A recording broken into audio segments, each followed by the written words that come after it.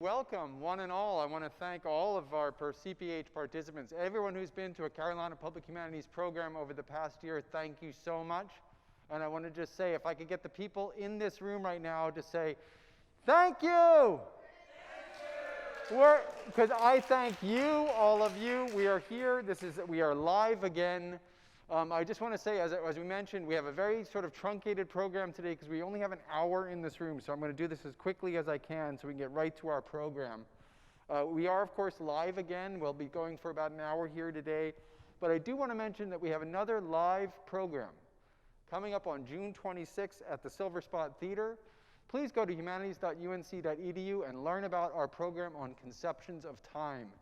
So that is going to be another opportunity for you to wear a mask and enter into a room. Hopefully in the fall, we'll be all back and maybe even unmasked, so we'll see. But please go to humanities.unc.edu to check out that program and many others this summer, and we'll have our fall programs coming up shortly. I want to quickly do some thanks. The Cotton Market Group at Morgan Stanley have always been wonderful supporters of our K-12 programs.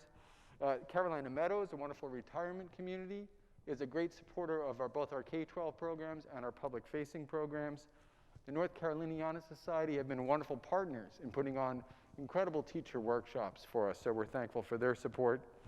And we're also thankful, of course, for the support of the General Alumni Association, all wonderful partners in helping us promote all of the faculty and scholarship of Carolina and make sure we get it out to the community, or at least bring the community in, so welcome. Quick thanks for the music department. Chair David Garcia, Jay Harper, Jeffrey Fuchs, Dr. Steve Anderson, and most especially Jesse Moorfield. Jesse is back there. Jesse, hello. Please put your hands together for Jesse. I can't tell you how much help he has been to us, so thank you for that. And also for Carolina Public Humanities in the house today, we want to thank Paul Bonici, who all year has been absolutely critical for getting our content out to you, so thank you, Paul. And several of you got to see Vicki Breeden again, which is just a joy for anybody. So thank you, Vicki, for being here to greet us, make sure we have everything we need. This is going to be one of the briefest bios of a performer, because I want to get our performer and educator out here quickly. But Dr. Robert Buxton is a beautiful and wonderful pianist and instructor of piano here at the University of North Carolina. He received his doctorate in musical arts from the University of North Texas. He has performed all over the world, New York, Italy, the Netherlands, Japan. That's one incredible capacity he has. He is also an incredible instructor, teaching students the technique that they need to emulate him, hopefully someday. But probably most important for us, he is a gracious public humanist who knows how to take his art and skill and translate it into this great humanities content, bringing in context and other ideas, as you'll see. It's hard to talk with a mask on on a stage. I'm learning that right now. But without further ado, please welcome Robert Buxton. Thank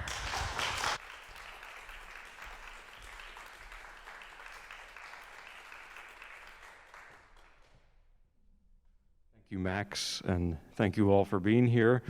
This is unusual. It's been a while since doing any kind of public anything.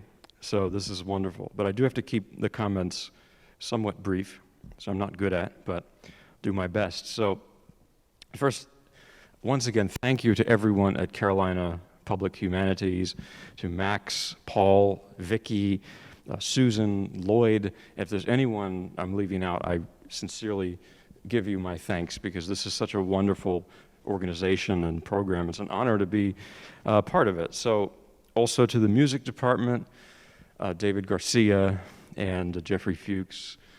I'm leaving someone out. Jesse, of course, who's doing all the recording.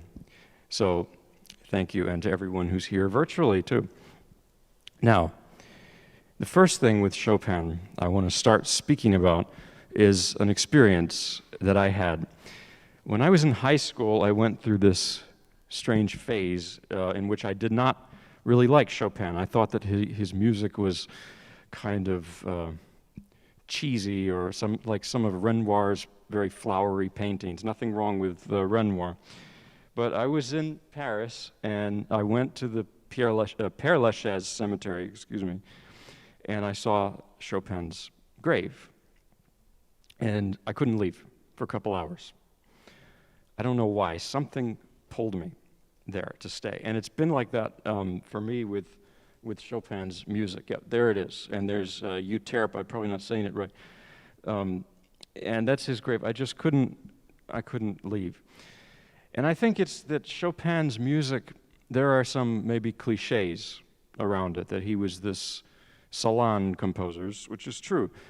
But I think that under the surface, and this is what I want to speak about, there's something very deep, very human, and very dark. And it's even sometimes, to be honest, it disturbs me sometimes, some of the things in his music.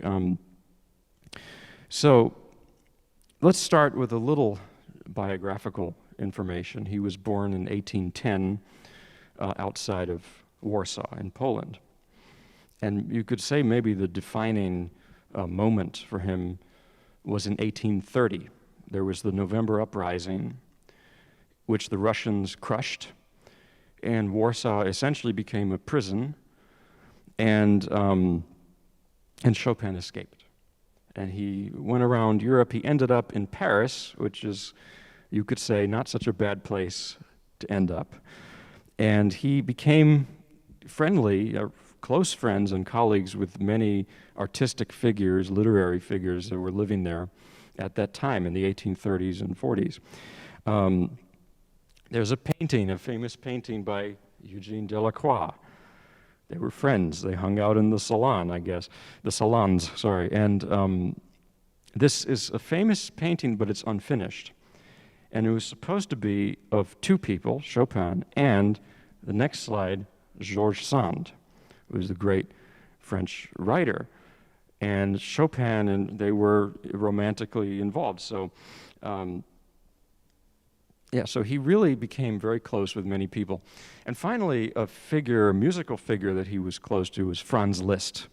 And this is important because, Liszt's life in many ways, it parallels that of Chopin. He was born just a year after Chopin, 1811, also from Eastern Europe.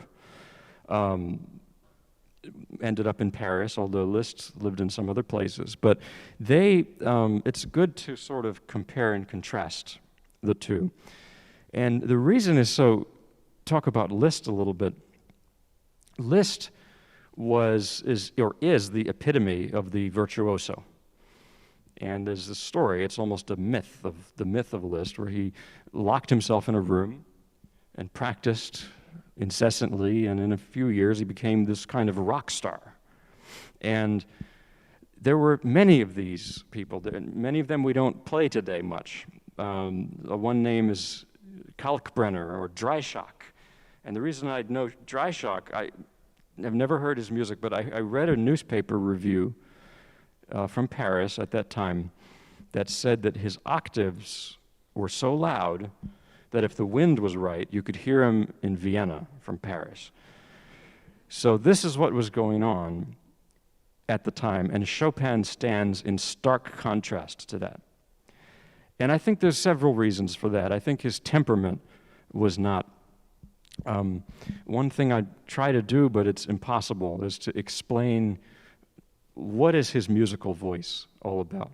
It's impossible because it's like in Chinese philosophy, Taoism. The Tao that can be spoken is not the true Tao, they say. So it's the same with any kind of music, I think. It's hard to put into words. But I think with Chopin, there's romanticism, if we can call it. This is a very reductive word, but he's the embodiment of romanticism in music, in piano music. Like Schubert, by the way. And his life, like Schubert, by the way, was cut short by illness.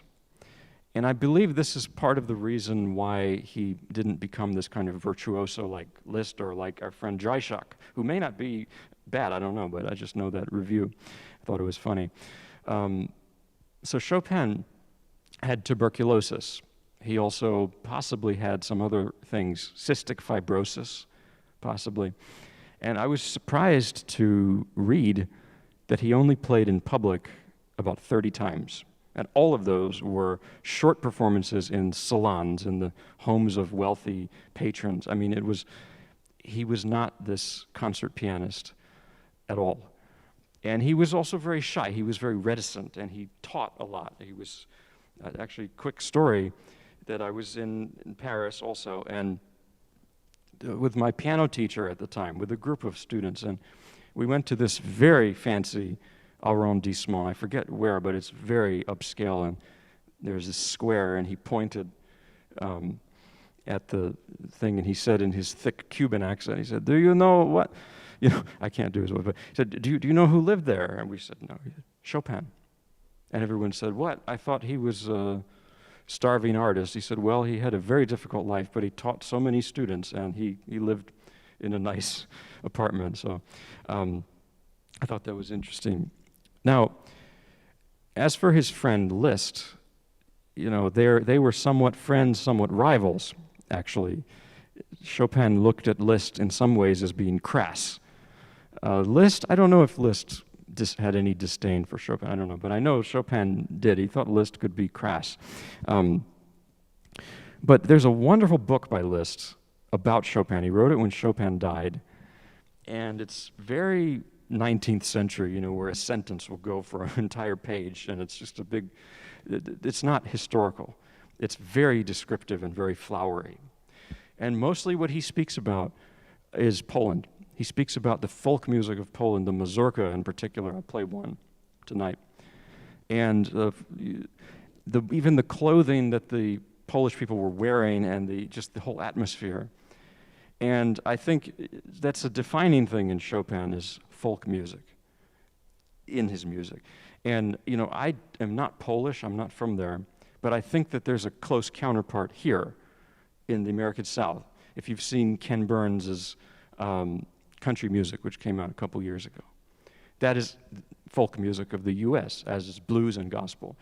And to feel that music and the stories around that music, I think can get us somewhat close to seeing the music that inspired Chopin, which was the folk music of his homeland.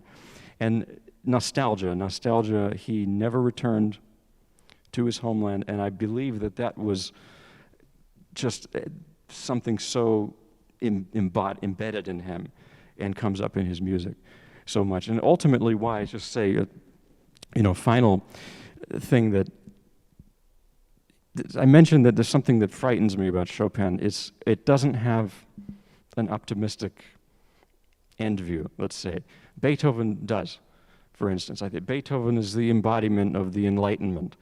Think of the Ninth Symphony, it's triumph. There's struggle, but there's triumph. With Chopin, I don't think so much. I think there's a lot of quiet resignation to the dark things in life. So now, talk a little bit about how Chopin played, and then tie that into the first piece. I think there was a picture of Chopin's piano. There it is. So the preferred piano for Liszt was the Erard. By the way, there's some wonderful instruments over in Person Hall, old instruments.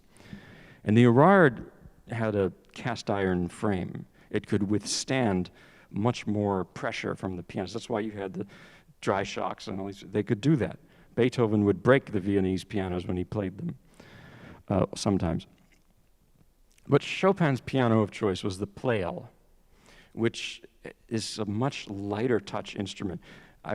Haven't actually played. There's one over in Person. I should, but apparently, some of the Pleyels, if you just blow on them, if you go, the keys will go down. And this was his preferred piano. He had very long, thin fingers. And finally, well, we don't know how he played ultimately because we weren't there, but there are accounts. And one account said that he played so softly everything, but it was the strongest playing they'd ever heard. And his student Carl Mikuli said that Chopin, he never played the hands together.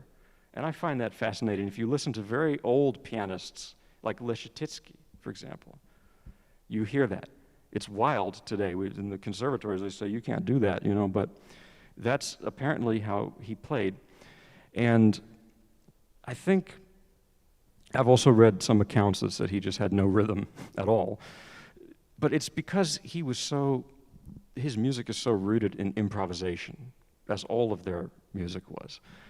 that's kind of a lost art, classical improvisation. So I think that that's really the core of it, is that his compositions, which, by the way, he would publish different versions of the same pieces with different notes. He never played the same way twice. He would add things. So the quest for the authentic, pure Chopin probably doesn't exist, because he would improvise something every time. Now let's talk about the pieces. The first piece I'm going to play is a nocturne in C-sharp minor. This is an early work, and he wrote it as a study piece for the second concerto. His older sister was learning it, and he wrote it. It has the themes of the second concerto in it.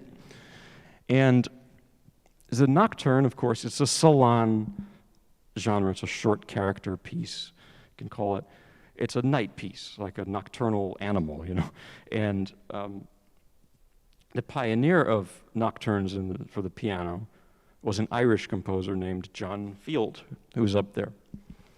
But I think the biggest influence on Chopin for these nocturnes was bel canto Italian opera. That was all the rage in Paris at that time, particularly Donizetti and Vincenzo Bellini, who's up there. Listen to Norma, and you'll see where where his language comes in. And that has a lot to do with maybe the way he played. That the left hand in one of these nocturnes would be like the orchestra. It would be an accompaniment, you see, and somewhat steady. And then the right hand was like a soprano, the singer, the prima donna singing, you know. And they wouldn't be exactly in sync. So I think that opera was had such a profound effect on him and his style. So here is the C-sharp minor nocturne of Chopin.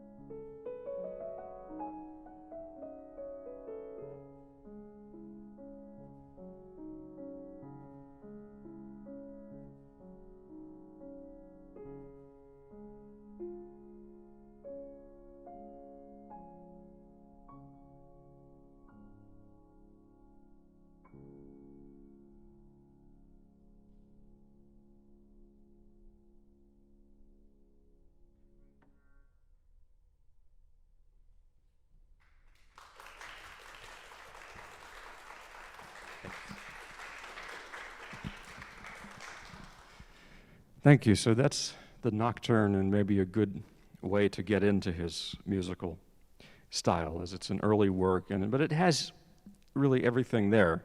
It's him already. That's unique about him, I think, is that you hear him already. Not all composers are like that. They had to imitate others first. Chopin, you can feel the person, I think, already. So next, we're going to move to a waltz, a more cheerful piece, maybe the only cheerful one on the program. This is a typical salon-style piece. It's very bubbly. The waltz, of course, is a dance that was all the rage in Europe in the early 19th, well, the whole 19th century. And I did a Vienna thing a few months back and talked about the Viennese waltz and how it was in the Congress of Vienna. Many people complained that the politicians weren't doing anything. They were just going out to the waltzes every night. So it was just all the rage. I don't know what's similar today, something I'm not not aware of the current culture. So, yeah, I think this also, it captures this nobility, this sadness and joy at the same time, which I've heard some people describe. They talk about the pianist Alfred Cortot, who had that feeling of being very reserved, but at the same time very emotional. I don't know, it's that interplay. So in the middle, it becomes more like the Nocturne, this waltz. But essentially, this is a cheerful, bubbly piece. And I picked this painting. Well, there's a picture of the salons up top, a rendition of it. And this is a Renoir painting, which is a ball. It's later in the 19th century, of course, but I think it captures some of that festive atmosphere. So here's the waltz.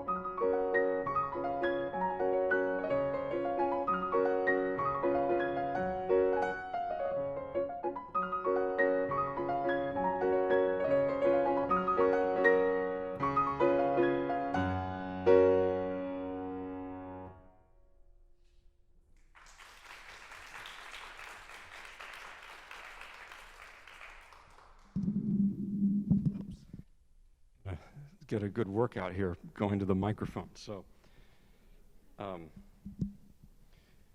and finally, out of the short pieces today, I'm going to play, if I have to play, of course, a mazurka. And the mazurkas they're just the most Polish dance or Polish musical form that you could think of. The national anthem of Poland is a mazurka.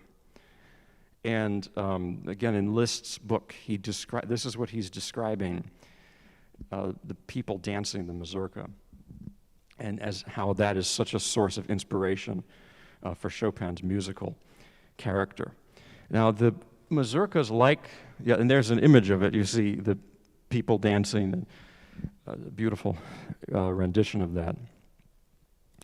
These pieces, of course, he didn't write them to be danced to. They're evoking the dance, but it's too idiosyncratic and personal, I think, to be danced to. Even the waltz, it has that improvisational, that quirkiness. I think there's a quirkiness to Chopin, and that's just wonderful. A lilt to it, to the rhythm, and it's particularly in the mazurka. So on the surface, the mazurka is like a waltz. It's in 3, and you have 1, 2, 3. But it's so different that the timing is different. It's such a different, and it has so much more sadness in there. And I would describe the mazurkas of Chopin as like musical diary entries. I think they're his most personal works, intimate works. And this is a later piece. He wrote this closer to his death at 39 years old, which was just too young. And some people they said that his music from the 1840s has a quiet resignation to it. And I think you can hear that here. He knew that he didn't have much time, and he knew that he would probably never see his homeland. So these are very painful subjects, I think. And so yes, here's the mazurka in A minor, opus posthumus.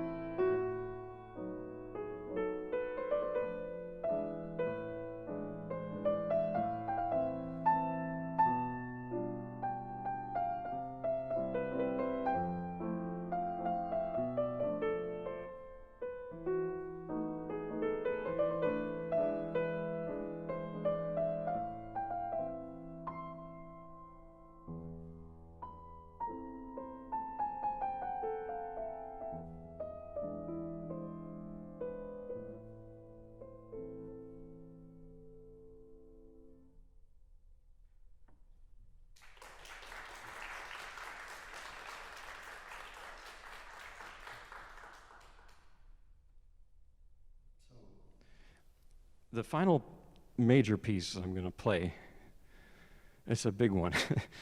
Richter called it his war horse, and it's the Ballade number 4 of Chopin. And this is based, well, first of all, it's a larger form than those, and in many ways, you know, the Ballade, it is like a mixture of all of those things. You can hear mazurka, you can hear a nocturne, and his other types of music too. I mean, the etudes and polonaises. I can't play everything today, but it's all there.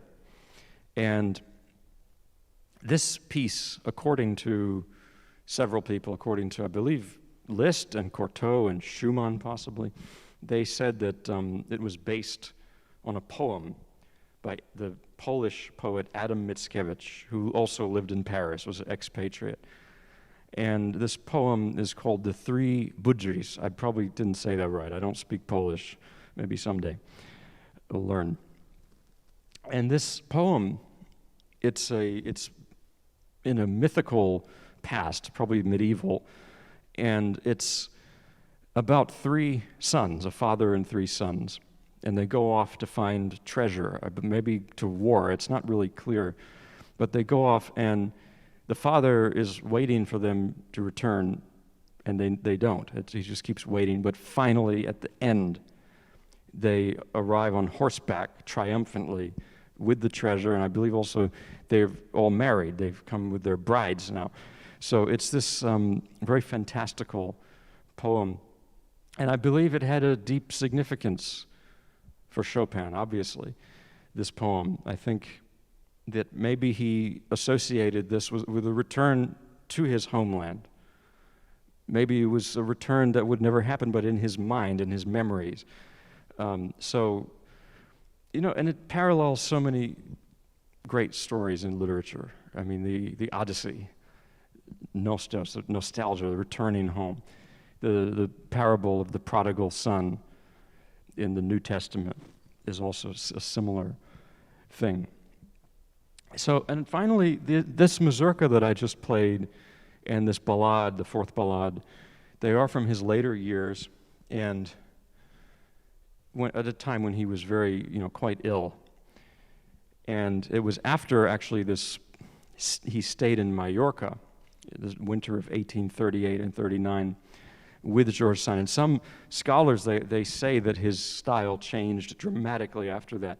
They went to Mallorca presumably to help Chopin regain some health, but it had the opposite effect. And the locals, very conservative locals, they found out that the two, George Sand and Chopin, were not married, and so they just completely shunned them. And it's from that experience, actually, that he wrote the 24, the Preludes, which are some of his darkest pieces. And this is 1842, 1841 here, so it's kind of a couple years, a year or two after that. And I think that darkness is there. So anyway, here's the ballade, and good luck to you and to me.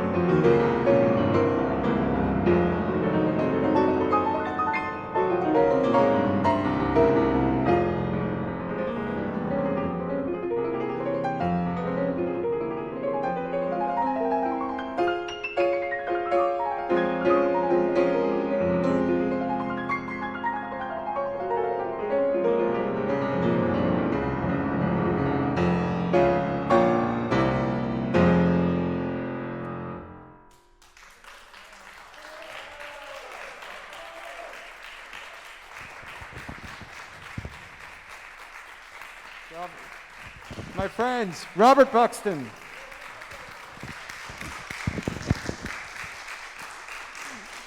Thank you, Robert. That was absolutely gorgeous, and certainly it just waves and waves of sound and history washing over us with that piece. Incredible. As we promised, we do have a little bit of time. We know we have a shortened event tonight, but I'm going to be looking at questions coming in from out there. But if anyone in the room would like to ask the first question, it'll be the first time that I've walked to someone with a microphone in over a year. So does anyone have a question for Robert Buxton? Any questions at all? Well, let's just go see if I can walk over to the computer and see if the computer has a question. This is our first hybrid program, folks. We're learning how this is done. And yes, okay.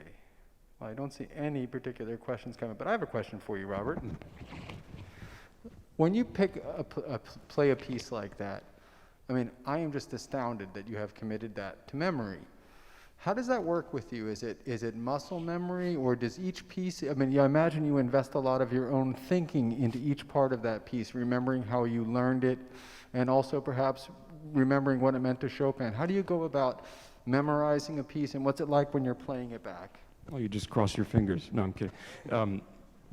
Many things, and this could tell students, there's muscle memory, but then there's other things. You want to know the score in your mind's eye. Can you see the score? Yeah, to some degree, I'll test out different interpretations, but I won't stick to one. But it's a combination, I think, of different forms of memory: tactile memory, visual, oral, listening. So the more, the better. Yeah. Do any of these intellectual ideas about, what it meant to Chopin, I'm not asking you to multitask, but do you think about any of that while you're playing it? Or are you feeling an emotional resonance when you're playing it, besides just how do I remember how to play this? Depends. Sometimes I don't know what's going on. Actually, I didn't mean that ballade. I always feel lost in it. And the pianist, this British pianist, John Ogden, said that it has the experience of a lifetime. But it's only like 12 minutes. But it seems such a huge piece. I feel like I'm lost at sea, at sometimes emotionally. So that piece is it's terrifying, I think. So.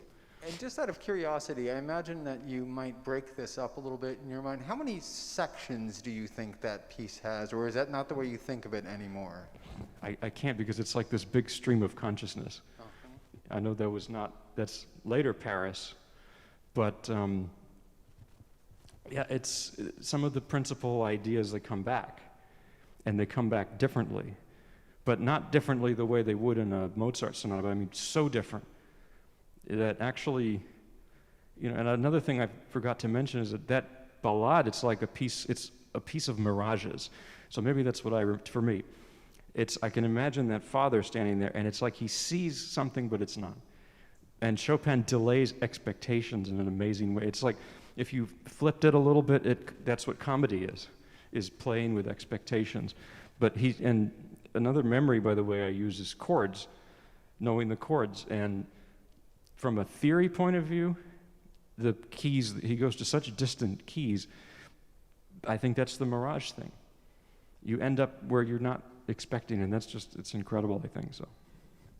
Thank you for that. I wanted to give an opportunity one more time for if anyone in the audience has a question. I know we're coming up, we're going to have to kick everybody out ungraciously, unfortunately, but if we don't have any more questions, we've asked you perhaps if there might be another song you can play for us to take us out. Yeah, I can play one of the etudes, or studies. The nickname is the ocean, speaking of oceans. Robert, hold that thought. Sorry. If you can answer this question quickly, yeah, sure. We have a question. Byron, hello Byron out there. Byron asked, Chopin did not compose many pieces to be accompanied by an orchestra. Was he under pressure to compose concertos and other piano orchestra pieces? Well, he wrote the piano concertos have an orchestra accompaniment. But that's a very good point, and that I was just going to mention that with this piece, he's the rare composer who wrote specifically for the piano. And there's a few, so the piano was just his thing, you could say. It sounds crude, but it's, there's some violin composers like that, like Eugenie Zai, for example, who wrote exclusively for the violin. And so the music is just so idiomatic for the piano. But he wrote a few songs for voice and piano, which are beautiful. He also wrote some cello pieces. He wrote the cello sonata, which is, some people, no offense to cellists, but they say it's a piano piece with a cello part in it. It's not true. It's a beautiful cello writing. And this etude, to me, is a cello piece. The melodic materials in the low register down here were a cello might. But it's interesting. Had he lived longer, would he have done orchestral music? I don't know. But I think he wouldn't. I think he was just so piano focused. Does that answer the That question? certainly does, and Byron is good at setting us up for the transition. So thank you, Byron, for that wonderful question. One more time, Robert Buxton. Thank you. So finally, we'll play this etude, and an etude is a pedagogical piece, but I don't think Chopin's etudes are. I think they're studies in expression.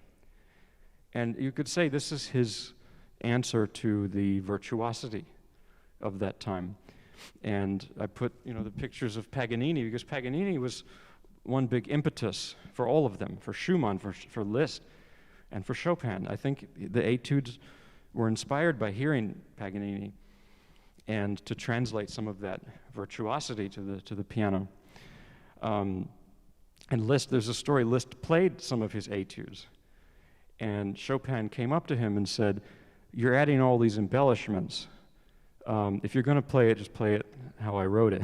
So now my guess is that Liszt added so many embellishments, because remember I was saying that the embellishment and improvisation was what they all did. But anyway, and this piece, it's arpeggios. It's for the fingers. It has a challenge, but it's so much more than that. And I like the nickname, the Ocean Etude. It's probably not Chopin's, just like the Moonlight Sonata. That's not Beethoven. Some editor decided that was a good marketing, to sell copies. So, and I wanted to show a picture of Turner, because it reminds me of this. Look at that sky and that stormy ocean.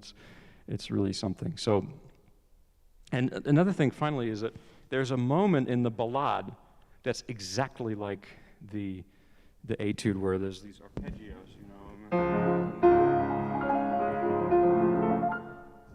and the etude is essentially that, just over and over. So there's that snippet there. Anyway, here's the etude, and again, thank you so much for coming, and this has been surreal. I've never played in a mask, and never, it's been a long time to do public concerts, and I've missed it. I've missed great people like you to play for, so thanks.